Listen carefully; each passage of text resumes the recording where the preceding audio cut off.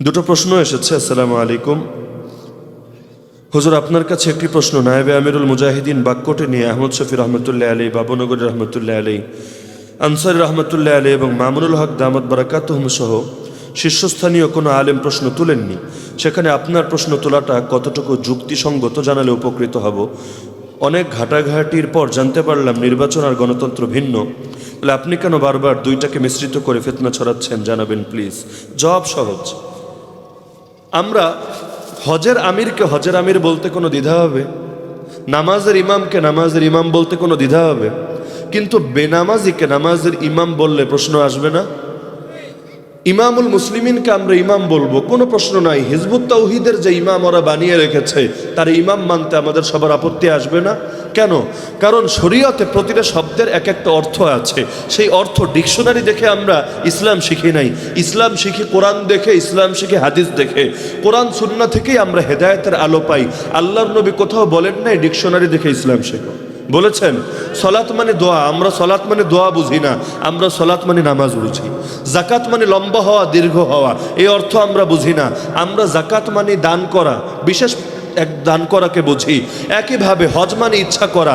আমরা হজ বলতে ইচ্ছা করা বুঝি না, আল্লাহর ঘর গিয়ে তওয়াফ সাই করে বিশেষ পন্থায় বিশেষ কাজ করে আসা বুঝি।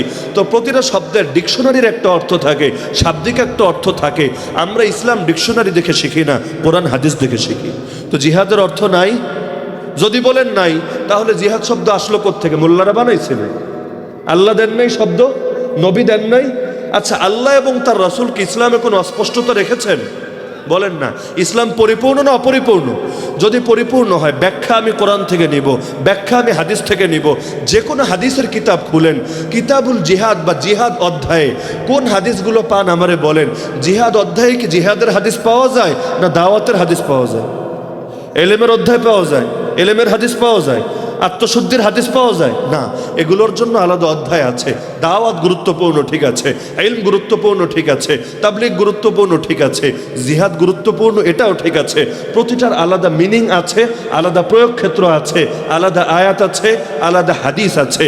যে কোনো ফতোয়ার কিতাব খুলেন, ফিকের কিতাব খুলেন, জিহাদ অর্থ কি কিয়ামত পর্যন্ত পড়েন, আমারা দেখায়েন যে জিহাদ অর্থ ইসলাম রক্ষার যুদ্ধ ছাড়া কোনো ফতোয়ার কিতাবে ভিন্ন কোনো আলোচনা আছে কিনা জিহাদ অধ্যায় আমার দেখে। প্রতিটা ফতোয়ার কিতাবে জিহাদ অধ্যায় নাই? আছে। ইসলাম পরিপূর্ণ, ফতোয়ার কিতাবগুলো পরিপূর্ণ। কিতাবুল জিহাদ ওয়া সিয়ার খোলেন, আপনি হেদায়া খুলবেন, খোলেন। ফতোয়া শামী খুলবেন, খোলেন। বাদায়ুস সুন্নাহ খুলবেন। ইমাম মুহাম্মাদের 6 কিতাব খুলবেন, আল জামিউল কবির, আল জামিউস সগীর, সিয়ারুল কবির, সিয়ারুস সগীর।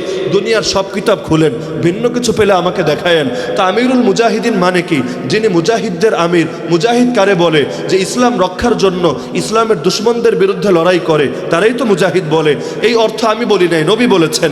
অমাল জিহাদ ইয়া রাসূলুল্লাহ, হে আল্লাহর রাসূল, জিহাদ কারে কয়? নবী বলছেন। শব্দ শুনেন, সহিহ হাদিস, আন তুকাতিলাল কুফারা ইযা লাকিতাহুম, কাফেরদের সম্মুখীন হলে ময়দানে তাদের সঙ্গে যুদ্ধ করার নাম হলো জিহাদ। তো অর্থ তো আল্লাহ বলেছেন, অর্থ আল্লাহর রাসূল বলেছেন, আমার তো বানায় বলার কিছু নাই। তা আমিরুল মুজাহিদিন শব্দ নিয়ে আপত্তি থাকবে কেন? নায়েবে আমিরুল মুজাহিদিন শব্দ নিয়ে আপত্তি থাকবে কেন? হ্যাঁ থাকবে, যদি অপাত্রে প্রয়োগ করা হয়। সহি পাত্রে প্রয়োগ করে আপত্তি থাকবে। খলিফা মানি ইসলামী রাষ্ট্রের প্রধান, আমার কোনো আপত্তি নাই। কিন্তু দর্জিরা যদি খলিফা বলেন, আমার আপত্তি আছে। কারণ খলিফা একটি ইসলামী শব্দ, পবিত্র শব্দ, শরঈ শব্দ। আপনি যেন তেন জায়গায় ইসলামী শব্দ টানা হেঁচড়া করতে পারেন না, এতে শরীয়তের অপমান হয়। যে কাউরে প্রধানমন্ত্রী বললে হইবনি, যে কাউরে প্রেসিডেন্ট বললে রাষ্ট্র আপনার আস্ত রাখবে? রাখবে না। কারণ বোঝে প্রধানমন্ত্রী একটা দামি শব্দ, একটা পরিভাষা। রাষ্ট্রপতি একটা পরিভাষা, এর নির্দিষ্ট প্রয়োগ ক্ষেত্র আছে। নিজেরা মারামারি করে মুক্তিযুদ্ধ এবং মুক্তিযোদ্ধা এই শব্দ ব্যবহার করতে পারবেন আপনি? রাষ্ট্র আপনার বিরুদ্ধে বাদী হয়ে যাবে যে তুমি পবিত্র শব্দের অপমান করছো। তো প্রতিটা জিনিসের মিনিং থাকে। তো ভাই, জিহাদ কারে বলে? কোরআন নিয়ে বসেন, হাদিস নিয়ে বসেন, ফতোয়ার কিতাব নিয়ে বসেন। তো জিহাদ যারা করে তাদের নেতা যে, তারে আমিরুল মুজাহিদিন মানতে আমাদের আপত্তি কোথায়? তার সহযোগীকে নায়েবে আমিরুল মুজাহিদিন মানতে আপত্তি কোথায়? কিন্তু কেউ যদি না করে, তারে মানতে তো আপত্তি হবে। আমি জীবনে হজে যাই নাই, আমার নাম যদি এখানে উপস্থাপক বলে আল হাজ আলী হাসান উসামা, আমি আপত্তি করব। কোনোদিন না করলে বইলেন আমার। আপত্তি করব, নিঃসন্দেহে করব।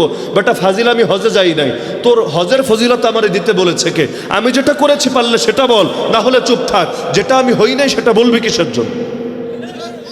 আমি কারি সাহেব যদি ঘোষণা করে কারি আলী হাসান হুসাইন, আমি আপত্তি করব। আমি কারি না। অযথা নাম বিক্রি করে খাচ্ছ কিসের জন্য? যেটা যার প্রাপ্য সেটা তাকে দাও। প্রতিটা জিনিসের প্রয়োগ ক্ষেত্র আছে। আমার ডাক্তার বললে মানবেন? ইঞ্জিনিয়ার বললে মানবেন? আমি আলেম হতে পারি, ডাক্তার না, ইঞ্জিনিয়ার না। তো মুজাহিদরে মুজাহিদ বলবো, যে মুজাহিদ না তারে মুজাহিদ কোন দুঃখে বলবো? হ্যাঁ, এখন আপনি বলতে পারেন কে আপত্তি তুলেছে, কে তুলে নাই। কে তুলেছে, কে তুলে নাই সেটা দেখবো না কোরআন হাদিস দেখবো? জগতের মানুষ দেখলে মানুষের অভাব নাই, জিন্দেগি শেষ হবে, মানুষ শেষ হবে না। তো কোরআন পড়লাম কিসের লাইগা? আমি গণ্ডমূর্খই থাকতাম? বুঝেন নাই?